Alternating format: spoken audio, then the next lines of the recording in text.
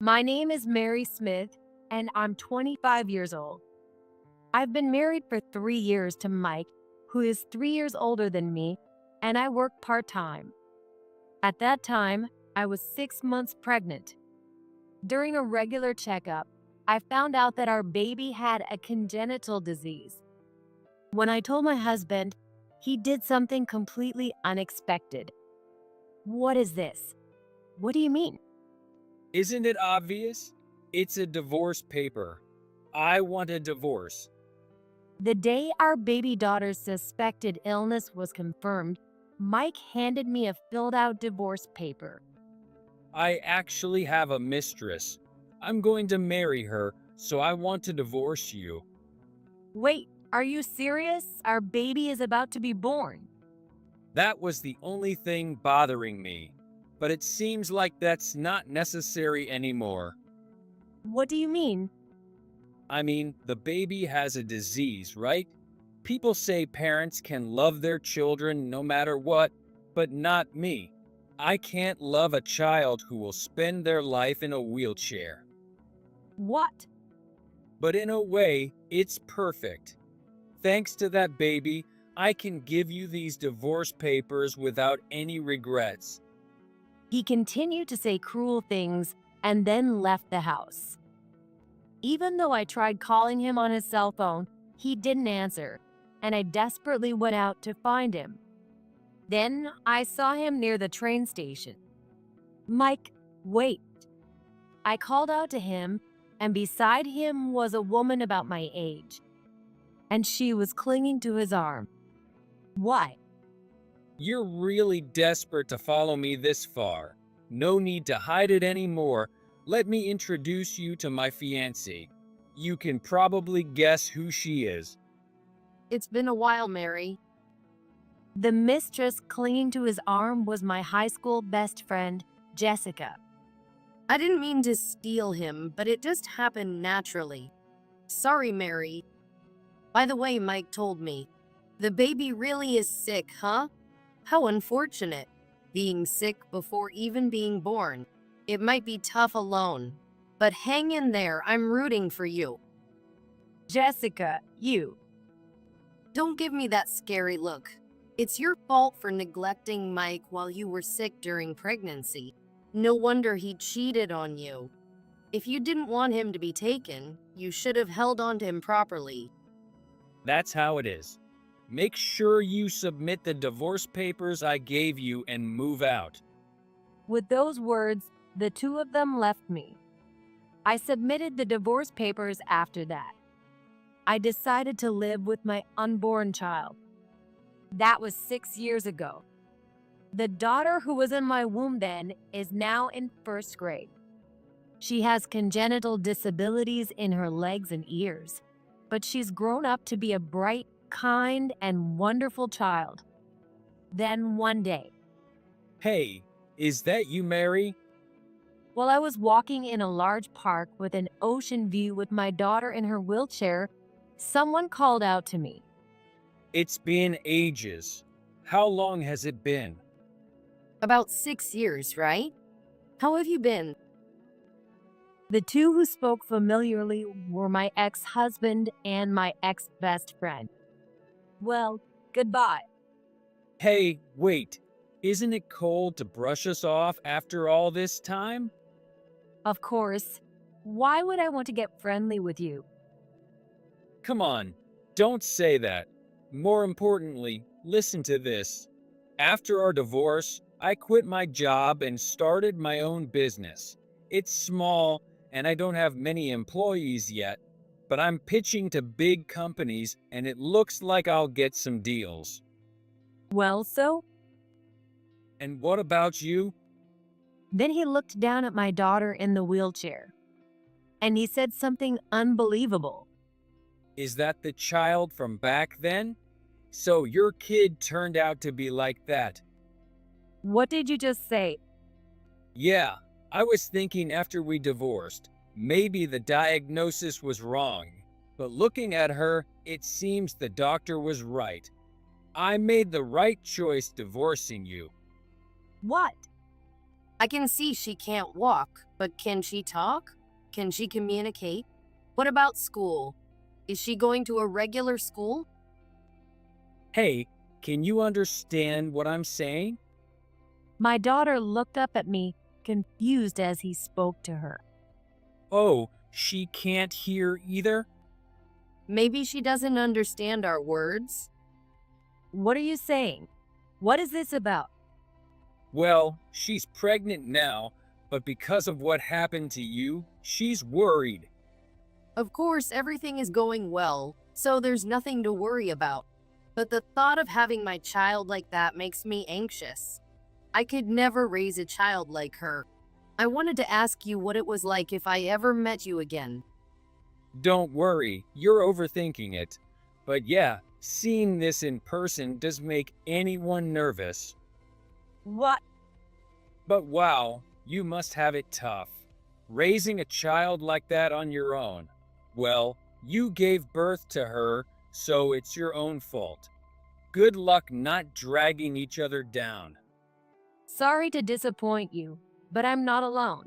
I remarried someone who cares about my daughter much more than you ever did. Really? You remarried? Your new husband must be really unlucky to get stuck with this. I feel sorry for him. They laughed loudly. Seeing them laugh, my daughter smiled brightly too, thinking it was just a joke. She probably doesn't even understand they're talking about her. Really pitiful. Glad she's not my kid. That was the last straw for me. Hey, enough already. Just as I raised my voice, someone spoke up. What a coincidence running into you here. It was my current husband, John, along with his brother and his brother's wife. But as soon as Mike saw John, he started trembling and turned pale. His mouth hung open in shock. Why is John here? Oh, sorry for the late introduction. She's my wife. Your wife? Yes, today we're celebrating our daughter's elementary school, starting with my wife, our daughter, and my brother's family. We were on our way to pick them up at the station. From their conversation, it seems they know each other. Hey, do you know him? What's your relationship? He's the CEO of a company that recently came to us for a business deal. It seems he's struggling to find clients since his startup.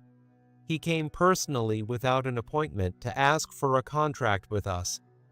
Yes, I remarried the CEO of a large company. And the person who came to his company for business was my ex-husband. When did you and she? About 3 years ago, we met, got married, and became a family with her daughter. I see. Finding out that the man I remarried is the CEO of the company he's trying to work with, Mike started sweating profusely and stood there, frozen. So, why are you here? Is there some trouble? Oh, no, nothing serious. Actually, they were just. Hey, wait a minute. What? Well, you don't have to tell him. It's just some casual talk. Casual talk. That? Are you sure there's no trouble? No, it's nothing like that, right? Yeah, nothing serious at all. If it's nothing serious, then it's fine to talk about, right? Or is there something you don't want him to know? That is. Ignoring the two who fell silent at my words, I told John everything about my relationship with them and what they had just said. John's expression changed immediately, and he glared at Mike. Is what she said true? Oh, well, that is, I see. Then we need to discuss this further. John then knelt down to my daughter's eye level and spoke to her in sign language as he usually did. We have a little more to talk about with these people. So can you go ahead to the restaurant with your uncle and aunt and wait for us? My daughter read John's signs, nodded, and conveyed to the in-laws that we'd be late. She smiled at the two and left with John's brother and his wife. Mike and Jessica stared in shock. We could tell exactly what they were thinking. My daughter is truly amazing. At just 6 years old, she's so mature that my wife and I rely on her. She's positive about her situation and always kind and polite to everyone. She's our pride and joy. So why did you say such horrible things to her? What were you thinking? That. I'm really sorry. I had no idea John had remarried Mary, and I said such things. So they deeply apologized to us. But John, clearly furious at their insults to our daughter, continued in a calm but stern tone. Why do you mention my name in your apology? The people you should be apologizing to are my wife and daughter, not me. Well, that's... If you truly felt sorry for them, you wouldn't be mentioning my name. You're only sorry because you realized my wife's new husband is someone important to you. No, that's not. And what were you thinking, speaking like that in front of my daughter? She's your daughter too. How could you say such awful things? I didn't mean... Is that what you wanted to say to your ex-wife who you saw for the first time in 6 years? What on earth did you want to do? You wanted to feel superior, right? To look down on and insult my wife and daughter to show how happy you are now. That's why you hurt them. No, that's not it. Yes, it is. Otherwise, there's no reason to insult someone, especially in front of your own daughter. Did you think it was okay because she can't hear? Just so you know, even though she can't hear, she can understand a lot from reading lips. What? Though she probably doesn't realize you're her biological father. But she smiled at us. That's her way of coping. She knows people who insult others do it to get a reaction. So, she smiles to defuse the situation. It's clear that at 6 years old, she's more mature than both of you. And you told my wife that divorcing her was the right choice. I agree with you. Because you chose to leave her and marry someone else. I met this wonderful woman and our lovely daughter. John then delivered the final blow to the speechless pair. By the way, about that business deal, consider it off. What? When I came to pitch, you seemed so interested. You said it was a good idea. At the time, yes. But after hearing what you said to my wife and daughter, I can't in good conscience do business with your company. Because that's exactly it. Who would want to contract with a company whose top executive easily insults people? A person who can't show empathy or respect has no business leading a company. Let me be clear. There's no benefit for us in contracting with your company. In fact, it would be a disadvantage. Hearing those words, Mike became furious. His face turned bright red as he snapped back. Why not? Just because I'm her ex-husband? You think it's okay to mix business with personal matters? John answered calmly. Maybe you're right. Then, I knew about you before you came to pitch your business. what? About 2 years ago, when my wife went back to visit her family, I was organizing some old boxes she brought when she moved in. That's when I found a photo of you and her. I didn't know. I was jealous. Seeing a photo of her with someone who treated her so badly made me think she still had feelings for you. So, I never mentioned it to her. That's not true. I understand. You kept one photo in case our daughter wanted to know about her biological father, right? But I couldn't forgive the man in that photo. This man hurt my wife, and I couldn't forget his face. Then, out of the blue, I got a contact from a CEO of a company I had never heard of, wanting to meet. When I saw it was you, I almost turned you down on the spot. But as you said, business and personal matters are separate. So, I decided to hear your presentation, and honestly, it was better than I expected. I thought it might be worth considering if there was potential for future growth. But I couldn't get past what you did to my wife and our unborn daughter, so I asked to put it on hold. After today's incident, I've decided it's impossible to make a contract with your company. Wait, I sincerely apologize to your wife and daughter. I deeply regret hurting them with my careless words. Please, reconsider the contract. That's exactly the problem. Your apology is just a means to secure a contract with us. That's why I said it's impossible. Then what should I do?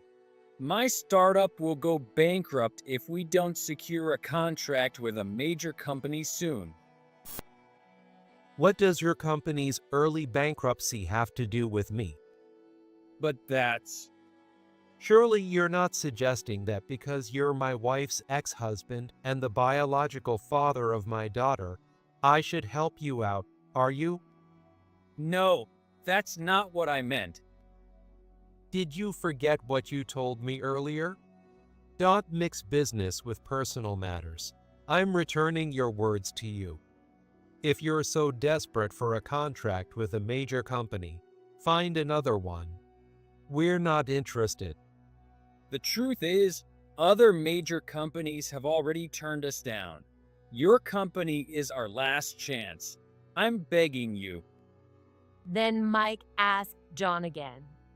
It seemed that if John's company didn't sign a contract, his business would indeed go under. But that didn't change John's decision.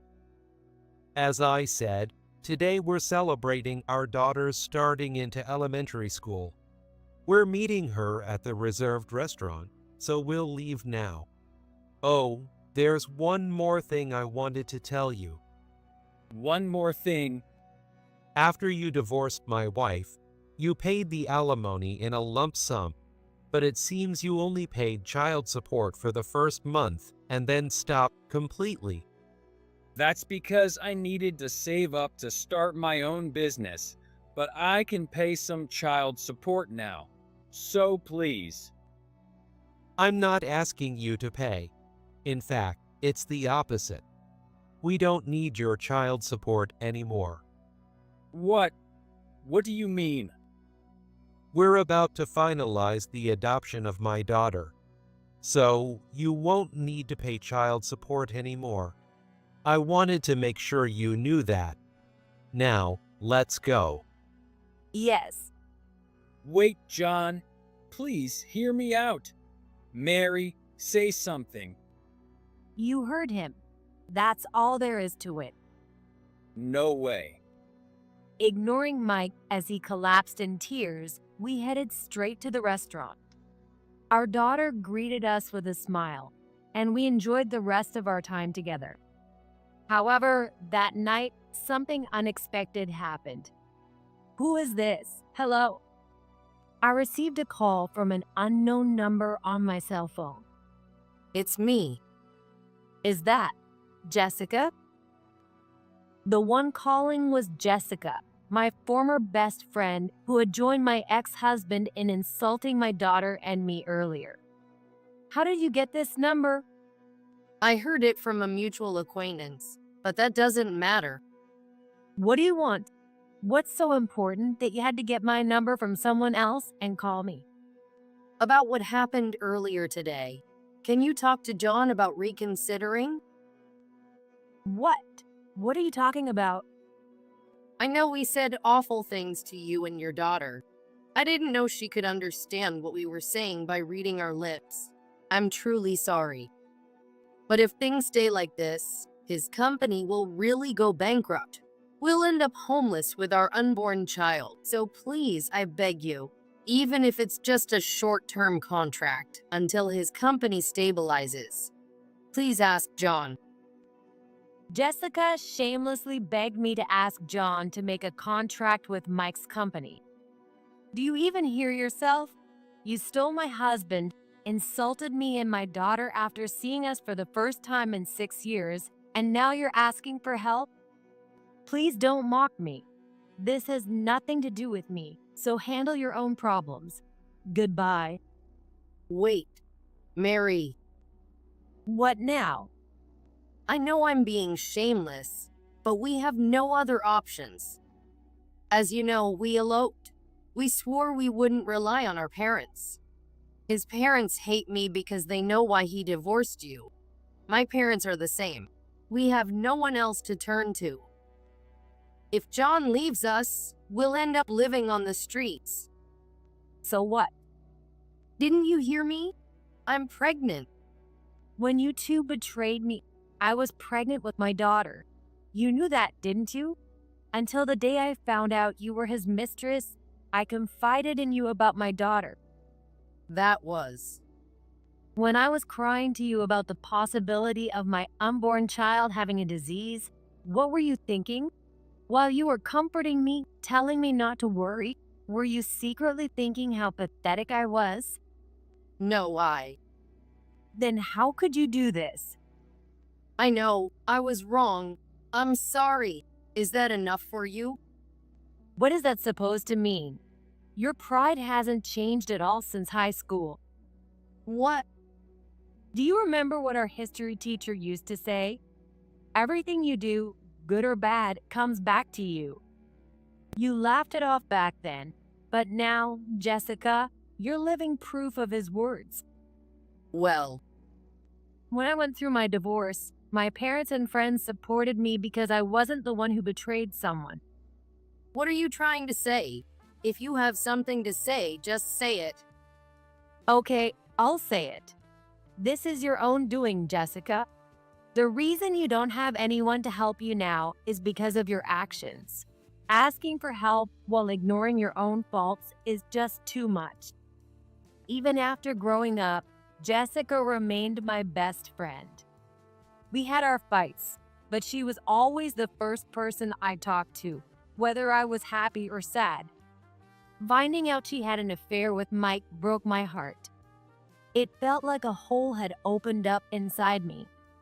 When I asked why you had the affair, you said it just happened, but it was because you couldn't stand seeing me happy, right? Who told you that? What does it matter? Planning to confront them and throw more insults. No way. So, how did it feel to take my happiness away? Are you happy now? Jessica fell silent. You took my happiness out of jealousy, and now look at you. And by the way, even if my husband decided to contract with his company, it would still go bankrupt soon. Why would you say that? Think about it. If his company can't survive without a contract with us, it has no future. He probably started it because he wanted to get rich. Do you really think a company founded on such a shallow reason will last? That's. Look, even if I tell my husband, the decision is his as the CEO. Whatever happens, don't blame me. With that, she said, I understand, and hung up. But I didn't need to tell my husband about it. He had been listening to the conversation while I was on the phone. So, what do you think? Are you going to contract with Mike? Of course not. As I said earlier, we have no intention of making a deal. He might try to pitch to other companies, but I doubt any major company would contract with him. What do you mean? His presentation wasn't bad, right? Shouldn't there be other companies willing to contract? That's what I thought too. But after that, I looked into his company and found out it's already in serious financial trouble. They started with very little capital. Capital. Capital is the money needed to run a company. It comes from the founder's own money or investments from shareholders and investors. If there's not enough capital, the company faces many issues. For example, if the company doesn't make enough profit, it becomes insolvent, meaning its liabilities exceed its assets, leading to bankruptcy. And if the company has little capital, it loses credibility with business partners and financial institutions. No one wants to contract with a company on the brink of bankruptcy. Even so, you can start a company with little capital. For example, IT-related jobs that can be done with just one laptop. But he didn't start his company out of passion. He did it for money, not understanding that his lack of capital increases the risk of failure. He probably underestimated how much he needed. John explained that Mike's company had been in a precarious situation from the start, and no company would want to contract with them. He used to work at a major company as an elite employee, right? Yes, we met through mutual friends. He used to say, "I joined a major company, but my dream is to become a CEO." Despite that, he had almost no savings and paid my alimony in a lump sum. When I heard he started a company, I wondered where he got the money.